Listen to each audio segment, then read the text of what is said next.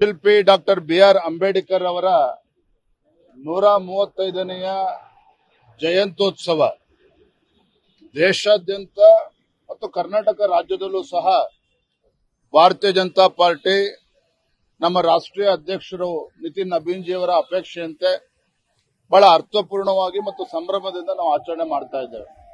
ನಿನ್ನೆ ದಿನ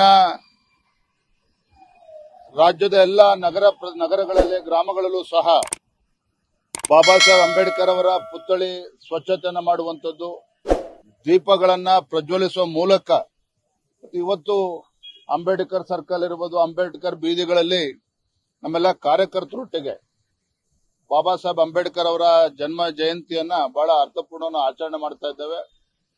ಇದರ ಮುಖೇನ ಸಂವಿಧಾನ ಶಿಲ್ಪಿ ಅಂಬೇಡ್ಕರ್ ಅವರಿಗೆ ಸ್ವಾತಂತ್ರ್ಯ ನಂತರದಲ್ಲಿ ಗೌರವನ ಕೊಡುವಂತ ಕೆಲಸ ಯಾರಾದರೂ ಮಾಡಿದರೆ ಅದು ಭಾರತೀಯ ಜನತಾ ಪಾರ್ಟಿ ಮಾಡಿದೆ. ಪ್ರಧಾನಮಂತ್ರಿ ನರೇಂದ್ರ ಮೋದಿಜಿಯವರು ಅದನ್ನು ಮಾಡಿದ್ದಾರೆ. ಇವತ್ತು ಬಾಬಾ ಸಾಹೇಬ್ ಅಂಬೇಡ್ಕರ್ ಅವರ ಒಂದು ಕನಸೇನಿತ್ತು, ಆ ಕನಸನ್ನ ನನಸು ಮಾಡತಕ್ಕಂತ ನಿಟ್ಟಿನಲ್ಲಿ ನಮ್ಮ ಪ್ರಧಾನಮಂತ್ರಿ ನರೇಂದ್ರ ಮೋದಿಜಿಯವರು ಇವತ್ತು ಮುಂದಾಳತ್ವವನ್ನು ವಹಿಸಿರ್ತಕ್ಕಂಥದ್ದು. ಆ ಶೋಷಿತ ಪೀಡಿತ ಸಮುದಾಯಗಳಿಗೆ ನ್ಯಾಯವನ್ನ ಕೊಡುವಂತ ಕೆಲಸವೂ ಕೂಡ ಅವರ ನೇತೃತ್ವದಲ್ಲಿ ಆಗ್ತಾ ಇದೆ. ಈ ವಿಚಾರಗಳನ್ನ ಯಾವ ರೀತಿ ಕಾಂಗ್ರೆಸ್ ಪಕ್ಷ ದ್ರೋಹ ಎಸಗಿದೆ, ಇವತ್ತು ಅಂಬೇಡ್ಕರ್ ಹೆಸರನ್ನ ಹೇಳಿಕೊಂಡು ಶೋಷಿತ ಸಮುದಾಯಗಳನ್ನ ವೋಟ್ ಬ್ಯಾಂಕ್ ಆಗಿ ಮಾಡಿಕೊಂಡು ಯಾವ ರೀತಿ ದುರ್ಬಳಕೆ ಮಾಡಿಕೊಂಡಿದೆ ಕಾಂಗ್ರೆಸ್ ಪಕ್ಷ. ಇವತ್ತು ಭಾರತೀಯ ಜನತಾ ಪಾರ್ಟಿ ಅವರಿಗೆ ಯಾವ ರೀತಿ ಗೌರವನ ಕೊಡುವಂತ ಕೆಲಸ ಮಾಡಿದೆ. ಇವತ್ತು ಕಾಂಗ್ರೆಸ್ ಪಕ್ಷ ತಮಗೆಲ್ಲ ತಿಳಿದಿದೆ. Doctor B R. ಅಂಬೇಡ್ಕರ್ ಅವ್ರ ಬಗ್ಗೆ ಉದ್ದುದ್ದ ಭಾಷಣ ಬಗೆತಕ್ಕಂತ ಕಾಂಗ್ರೆಸ್ನವರು ಇದೇ ಬಿ.ಆರ್. ಅಂಬೇಡ್ಕರ್ ಅವ್ರನ್ನ 2 ಬಾರಿ ಲೋಕಸಭಾ ಚುನಾವಣೆಯಲ್ಲಿ ಸೋಲಿಸುವಂತ ಕೆಲಸವನ್ನು ಕೂಡ ಮಾಡಿದ್ದಾರೆ. ಇವೆಲ್ಲವನ್ನು ಕೂಡ ಜನರಿಗೆ ತಲುಪಿಸುವಂತ ಕೆಲಸ ಭಾರತೀಯ ಜನತಾ ಪಾರ್ಟಿ ಮಾಡ್ತಾ ಇದೆ. ಕಾಂಗ್ರೆಸ್ನವರು ಮಾನ್ಯ ಮುಖ್ಯಮಂತ್ರಿಗಳಾಗಿ ಆದಿಯಾಗಿ ಏನೇ ಪುಂಗಿ ಬಾರಿಸಲಿ, ದಾವಣಗೆರೆ ದಕ್ಷಿಣ ಮತ್ತು ಬಾಗಲಕೋಟೆನಲ್ಲಿ ಭಾರತೀಯ ಜನತಾ ಪಾರ್ಟಿ ಗೆದ್ದೇ ಗೆಲ್ತದೆ. ದಾವಣಗೆರೆ ದಕ್ಷಿಣ ಕ್ಷೇತ್ರದಲ್ಲೂ ಕೂಡ ಬಿಜೆಪಿ ಒಂದು ಐತಿಹಾಸಿಕ ಗೆಲುವು ಆಗೋದಿದೆ. ಯಾವುದೇ ಕಾರಣಕ್ಕೂ ಕಾಂಗ್ರೆಸ್ ಪಕ್ಷ ಗೆಲ್ಲೋದಕ್ಕೆ ಸಾಧ್ಯ ಇಲ್ಲ. ಕಾರಣ ಏನು ಅಂತ ಹೇಳಿದ್ರೆ, ಕಾಂಗ್ರೆಸ್ ಸರ್ಕಾರದ ಬಗ್ಗೆ ಜನ ಇವತ್ತು ಬೇಸತ್ತಿದ್ದಾರೆ. ಆಡಳಿತ ಯಂತ್ರ ಕುಸಿದಿರುವಂತದ್ದು, ಮುಖ್ಯಮಂತ್ರಿ ಕುರ್ಚಿಗೆ ಇವತ್ತು ಪೈಪೋಟಿ ಬೀದಿ ಕಾಳಗವತೆಯನ್ನು ನಡೀತಾ ಇದೆ. ಇವತ್ತು ಅಭಿವೃದ್ಧಿ ಇಲ್ಲ.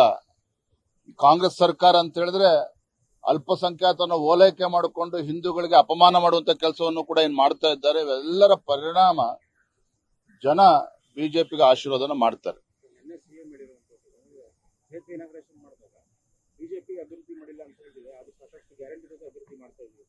ನಾನು ತಮ್ಮ ಮುಖೇನ ರಾಜ್ಯದ ಮುಖ್ಯಮಂತ್ರಿಗಳಿಗೆ ಸವಾಲನ್ನ ಹಾಕ್ತೇನೆ. ಇವತ್ತು ರಾಜ್ಯದಲ್ಲಿ ಬಿಜೆಪಿ ಸರ್ಕಾರ ಇದ್ದಾಗ ಏನೇನು ಅಭಿವೃದ್ಧಿ ಆಗಿದೆ ಅದ್ರ ಬಗ್ಗೆನೂ ಕೂಡ ಬಹಿರಂಗವಾಗಿ ಚರ್ಚೆ ಮಾಡೋಣ.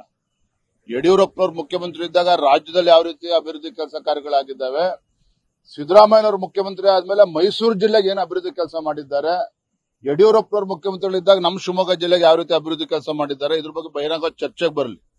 ನೋಡಿ, ಎಂತ ದುರಂತ ಅಂತ ಹೇಳಿದ್ರೆ, ಇವತ್ತು ಮೈಸೂರಿನಲ್ಲಿ ಮೈಸೂರು ಸಿಲ್ಕ್ ಸ್ಯಾರಿ MSIL ಅದನ್ನ ಉಳಿಸ್ಕೊಳ್ತಕ್ಕಂಥ ಯೋಗ್ಯತೆನೂ ಕೂಡ ಕಾಂಗ್ರೆಸ್ ಸರ್ಕಾರಕ್ಕಿಲ್ಲ.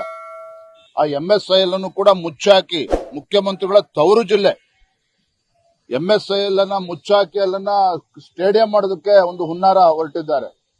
ಈ ರೀತಿ ಯಾವುದೊಂದು ಅಭಿವೃದ್ಧಿ ಬಗ್ಗೆ ಕಾಳಜಿ ಇಲ್ಲದೆ ಇರತಕ್ಕಂತ ಇಂಥ ಸರ್ಕಾರ, ಇಂಥ ಮುಖ್ಯಮಂತ್ರಿ ರಾಜ್ಯದಲ್ಲಿ ಇರುವಂತದ್ದು. ಹಾಗಾಗಿ ಇವರು ಏನೇ ಭಾಷಣ ಬಿಗಿದ್ರು ಸಹ 4ನೇ ತಾರೀಕಿನ ಮತ ಎಣಿಕೆ ಆಗ್ತದೆ. ಅದಕ್ಕೆ ಉತ್ತರ ಏನ್ ಕೊಡ್ತಾರೆ ಜನ ಗೊತ್ತಾಗ್ತದೆ. Thank you. ಲೇಟೆಸ್ಟ್ ಹಾಗೂ ಇಂಟ್ರೆಸ್ಟಿಂಗ್ ಸುದ್ದಿಗಳಿಗಾಗಿ ಬಾಸ್ ಟಿವಿ ಕನ್ನಡ ಚಾನೆಲ್ನ ಸಬ್ಸ್ಕ್ರೈಬ್ ಮಾಡಿ. ಹಾಗೆಯೇ ಬೆಲ್ ಐಕಾನ್ ಪ್ರೆಸ್ ಮಾಡಿ.